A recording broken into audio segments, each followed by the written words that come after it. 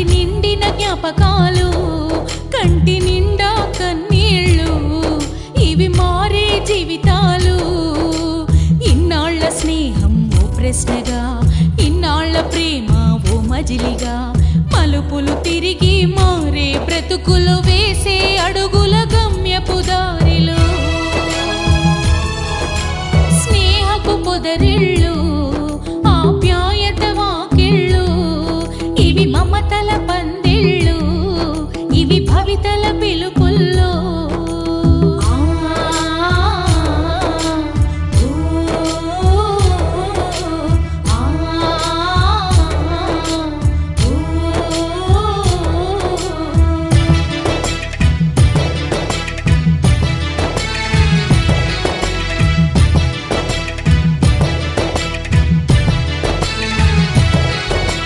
పాఠశాలను వదిలి వెళ్ళగా బాధలు ఎన్నెన్నో, స్నేహ సౌరభం వ్యాపించగా వెలుగులు ఎన్నెన్నో.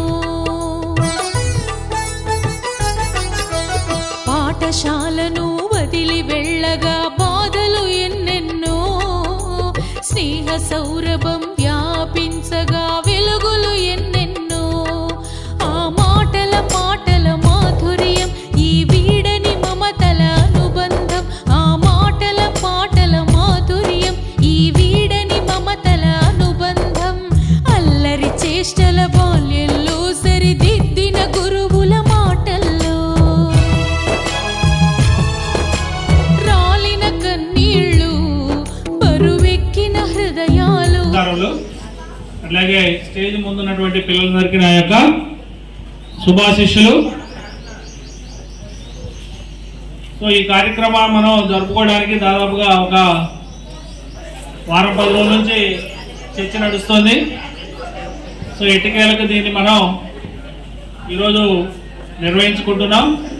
ఇది ప్రతి బ్యాచ్కి ప్రతి సంవత్సరం జరిగే వీడ్కోలు సమావేశమే. మనతో పాటు 6వ తరగతి నుంచి 10వ తరగతి వరకు దాదాపుగా 4-5 సంవత్సరాలు మనతో పాటు కలిసి చదువుకున్నటువంటి 10th క్లాస్ పిల్లలు ఇంకో వారం రోజుల్లో పబ్లిక్ ఎగ్జామ్ రాయబోతున్నారు.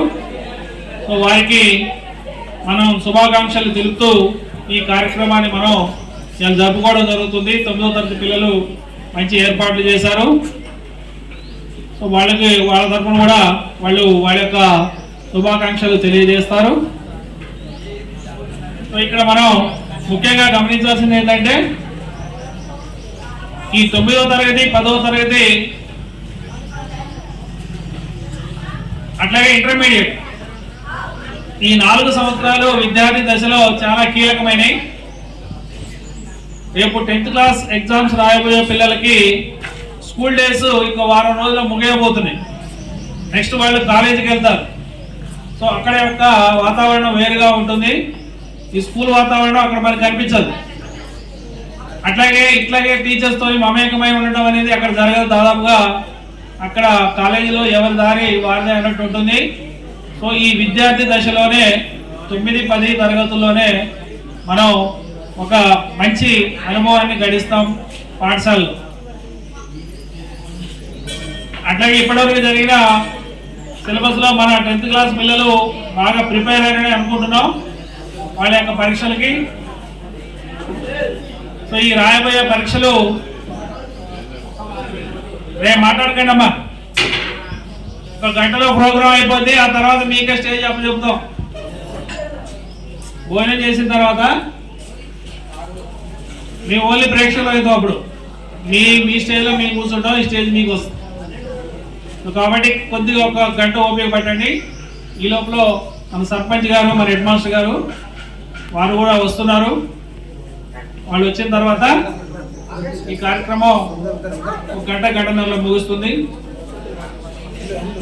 అట్లాగే ఈరోజు మన హెడ్ మాస్టర్ గారు అర్జెంట్ పని ఉండటం వల్ల సార్ పేపర్లు 10th క్లాసు డ్యూటీ పట్టడం వల్ల పేపర్లు తీసుకోవడానికి వెళ్ళారు. ఆ సందర్భంలో రాలేకపోయారు. అట్లాగే మన ఇంగ్లీష్ టీచర్స్, సీనియర్ టీచర్స్ కూడా వాళ్ళు వేరు వ్యక్తిగత పనుల్లో వాళ్ళు రాకపోవడం జరిగింది. కాబట్టి ఇప్పుడు ఉన్న వాళ్ళమే వీటిని కండక్ట్ చేసి విజయవంతంగా కంప్లీట్ చేసుకోవడానికి మీరందరూ సహకరిస్తారని ఆశిస్తున్నాం. మనం అదే కండిషన్ మీద కూడా దీన్ని జరుపుకుంటున్నాం, మీకు అందరికీ తెలుసు. కాబట్టి అందరూ క్రమశిక్షణతో ఉండండి. ఈ ఒక్కరోజు విజయవంతం చేసుకుంటే ఈ సంవత్సరం మొత్తం విజయవంతం అయినట్టే మనకి తరగతులు. కాబట్టి పరీక్ష రాయబోలే 10వ తరగతి పిల్లలు వారి వారి పరీక్షల్లో మంచిగా రాసి, అరే వింటున్నారమ్మా, ఎవరు వాళ్ళు మాట్లాడుకుంటే మీరెందుకు కాముగా ఉండాలి. మీరే మాట్లాడేది నెక్స్ట్ మీరే స్టేజ్ మీద మీరే మాట్లాడాలి. మీకోసమే సార్ చెప్పే మాటలు వినండి.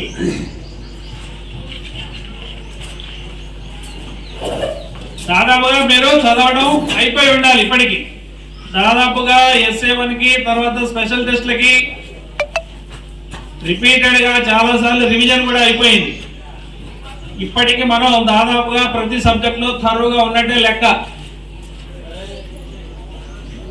కాబట్టి ఇదే రోజు నెక్స్ట్ వచ్చే వారం ఇదే శనివారం రోజు మనకి మొట్టమొదటి తెలుగు ఎగ్జామ్ జరగబోతుంది. ఉన్నాయి ఎగ్జామ్స్లలో సాటర్డే నుంచి మనకి తెలుగు ఎగ్జామ్ స్టార్ట్ అవుతుంది. సో పోయిన సంవత్సరానికి ఈ సంవత్సరానికి కొంచెం ప్రతి ఎగ్జామ్ కి గ్యాప్ ఇచ్చారు, ఆల్రెడీ మీకు చెప్పే ఉన్నాం మేము. కాబట్టి ఆ ఎగ్జామ్స్ మధ్యలో ఉన్న రోజుల్లో కూడా మీరు తప్పనిసరిగా పాఠశాలకు హాజరై